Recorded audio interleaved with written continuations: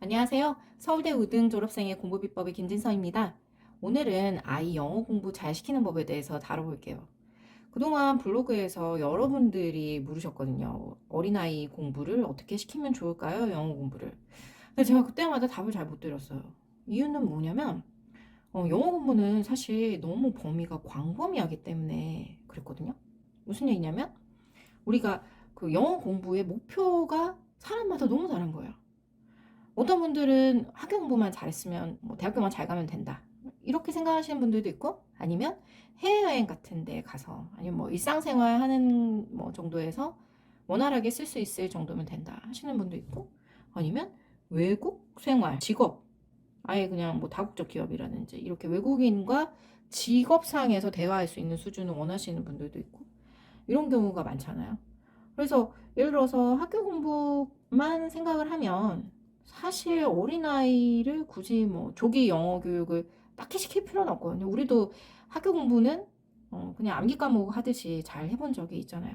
하지만 외국에서 생활을 한다든지 직업을 갖는다든지 이것은 이제 또 다른 문제가 되는 거죠.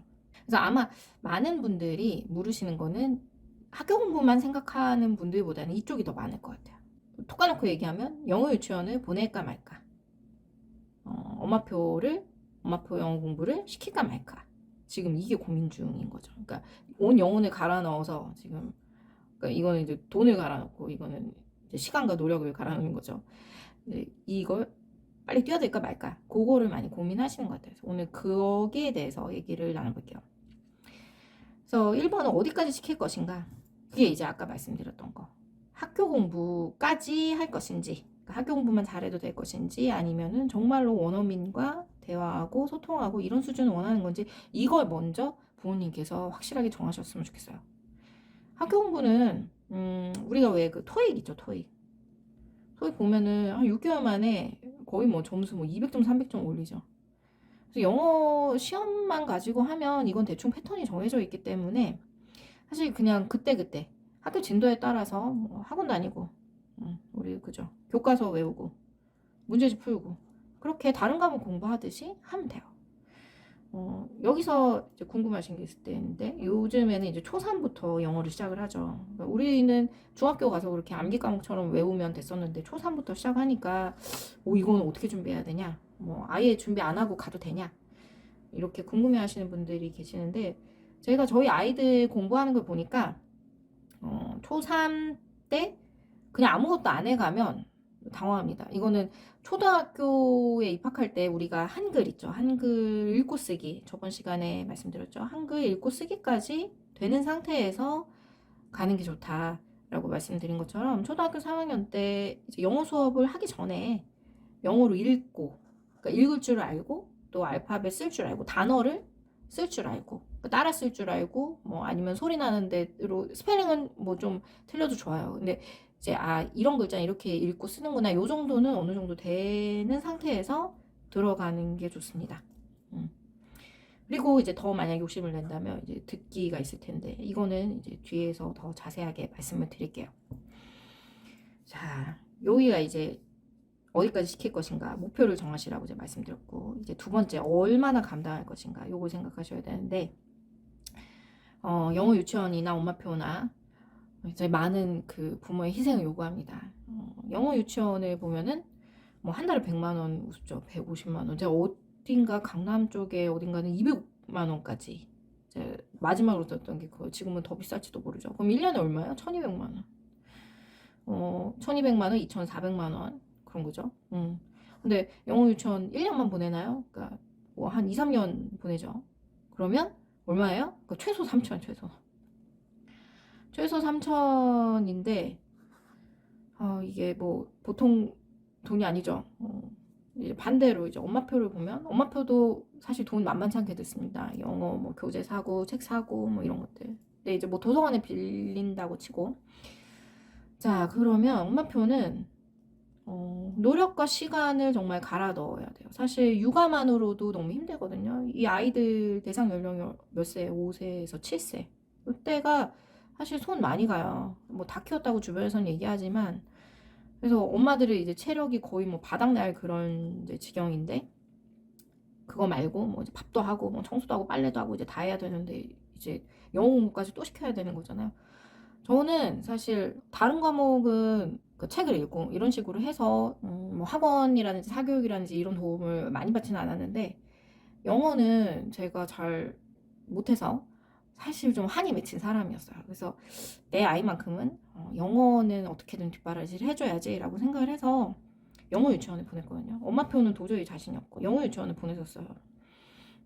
보내본 결과 영어 유치원은 뭐 다른 것도 마찬가지죠. 아이가 열심히 하냐 안 하냐 이게 굉장히 중요하더라고요. 이것도 마찬가지로. 그러니까 자연스럽게 스며들고 이런 거는 솔직히 잘 모르겠어요. 저희 아이가 열심히 안 하는 편이었는지 모르겠지만 저는 영어 유치원을 다니면 사실 둘이서 막 영어로 대화할 수 있고 이런 수준이 될 줄 알았거든요. 근데 한 번도 아이가 외국인이랑 대화하는 꼴을 제가 본 적이 없어요. 길에서 외국인이 나타나면 저랑 똑같이 뒤로 숨고 어머 저기 영어 사람가 이렇게 겁내하더라고요. 열심히 하는 아이들은 보니까 뭐 친구들이랑 정말 놀이터에서 대화하고 이런 아이들도 있더라고. 좀 활발하고 말하기 좋아하고 그런 아이들은 도움이 되는 것 같은데 그래서 일단 가성비로 보자면 당연히 영어 유치원을 다니면 당연히 도움이 되기는 하지만 솔직히 가성비로 보면 정말 꽝인 교육 방법이긴 해요. 근데 이제 울며 겨자 먹기로 하는 거죠. 우리나라는 영어를 평소에 쓰는 나라가 아니기 때문에 가성비는 꽝이고 하면 좋아요. 하면 좋지만 안 하면 큰일 나냐? 그건 또 모르겠어요. 저는 사실 중립적인 입장이에요. 왜냐면 한 애들도 한 학원을 1, 2년 쉬잖아요. 그러면은 다 까먹기 때문에 종합적으로 말씀을 드리면 자, 영어 유치원이든 엄마표든 할 수 있으면 내가 여력이 있으면 내가 정말 갈아 넣겠다라고 하면 하세요. 근데 조금이라도 부담스럽다, 너무 힘들다라고 하면 꼭 할 필요까지는 있나? 사실 저는 그런 생각이에요. 그러니까 무슨 얘기냐면 다른 방법이 있을 수 있거든요. 요즘에는. 그러니까 저희 아이가 뭐 5살, 7살 이럴 때는 사실 유튜브도 거의 안 보고 넷플릭스도 없고 그랬거든요. 근데 지금은 이런 그 신문물이 들어왔단 말이에요. 진짜 좋은 교재예요. 우리가 원어민이랑 대화를 할 수가 없잖아요. 원어민이 뭐 하는 얘기를 듣는 경우도 거의 없었고, 근데 요즘에는 이거로 많이 가능하게 됐단 말이죠. 요거는 이제 이 무엇에 집중할 것인가 여기랑도 좀 연결이 되는데, 왜 영어의 그 영역이 있잖아요. 뭐 말하기, 듣기, 읽기, 주로는 이제 이렇게 돼 있죠. 뭐 쓰기는 뭐 나중에 말하기랑 이제 거의 연결되고. 읽기는 우리나라 사람들 그냥 열심히 달달달 외우고 어떻게 해석하는지 외우고 하면 다 웬만큼 돼요. 그거는 여러분들도 다들 경험해 보셨을 거고. 근데 이제 말하기, 쓰기 이거는 굉장히 어렵죠. 근데 사실 그럼에도 불구하고 말하기, 쓰기는 할 수 있어요. 어떤 방법으로 외우면 돼요. 외우면 돼. 우리 그 오픽이라고 혹시 들어보신 분 계실지도 모르겠어요. 제가 이제 예전에 회사에 다닐 때 이 말하기 시험이거든요. 이게 영어 말하기 시험인데 보면 40대 아저씨들도 이 오픽을 한 두세 달만 열심히 배우면 말하기를 수술하고 막 급수가 쭉쭉 올라가는 거야. 외우면 되니까 내가 하고 싶은 말은. 그러니까 영어도 어느 정도 패턴이 있잖아요. 거기 이제 단어만 바꿔가지고 하면은 또 할 수 있는 거예요. 근데 이 듣기는 사실 또 차원이 달라요. 그러니까 우리가 외국인이랑 대화를 할 때 입이 잘 안 떨어져요 라고 말을 하지만 실제로는 잘 못 알아들어서 이 사람들이랑 대화를 할 수가 없어요. 이 사람들이 빠른 속도로 얘기를 하면 우리가 어떻게 알아들어요? 여러분 자막 없이 그 영어로 된 영화를 본다고 생각해보세요. 듣기가 안 되는 게 일단은 문제예요. 말하는 거는 뭐 두 번째 문제고 떠듬떠듬이라도 하면 되는데 듣는 거는 도저히 이건 안 돼.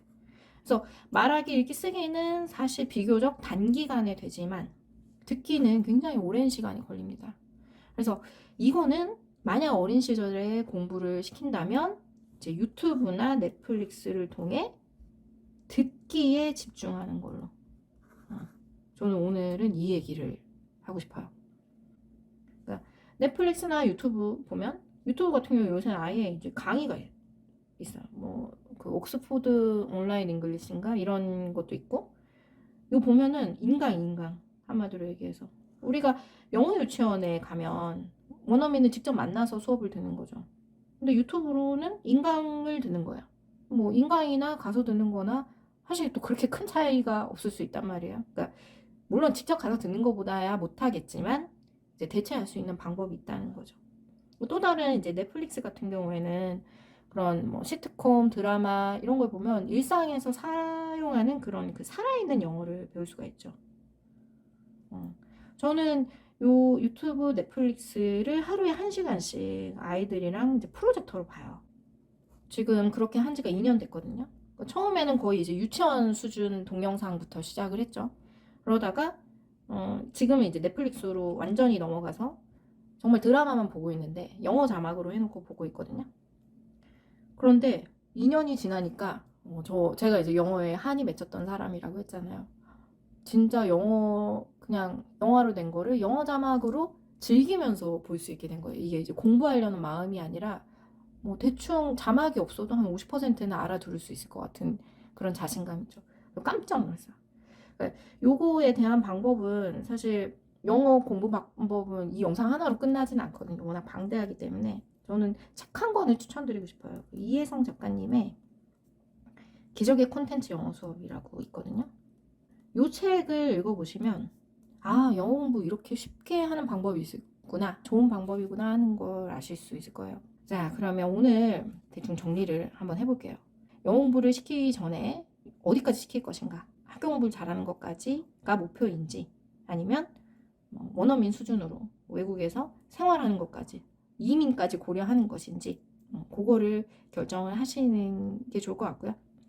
두 번째, 얼마나 감당할 것인가, 그러니까 가성비를 생각할 것인가 아닌가, 그걸 결정해서 좀 부담스럽다면 억지로 하실 필요는 없을 것 같아요. 요즘에는 이제 워낙 유튜브나 넷플릭스 같은 다른 방법들이 많이 있기 때문에 이런 것들을 많이 활용하셨으면 좋겠고요.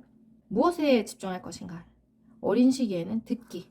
우리나라 말 배울 때도 이 시기에 듣는 거를 많이 하잖아요. 그러니까 듣기에 집중하셨으면 좋겠어요. 이제 진짜 마지막으로 기쁜 소식 하나만 알려드릴게요. 책이 드디어 발간이 되었습니다. 그래서 지금 인터넷 서점에서 구입이 가능하고요. 6살에서 초등학교 6학년 대상으로 쓰여진 책이에요. 학원에 아이가 다니기 싫어하는데 보낼까 말까, 아니면 우리 아이가 자꾸 책상에 안 앉으려고 하는데 어떻게 하면 좋을까, 이런 그런 그 소소한 고민까지도 다른 책이거든요. 아이 공부 잘 시키고 싶은 확실한 방법을 알고 싶은 분들이시라면 선택해 주시기 바랍니다. 지금까지 시청해 주셔서 감사합니다. 편안한 하루 보내세요.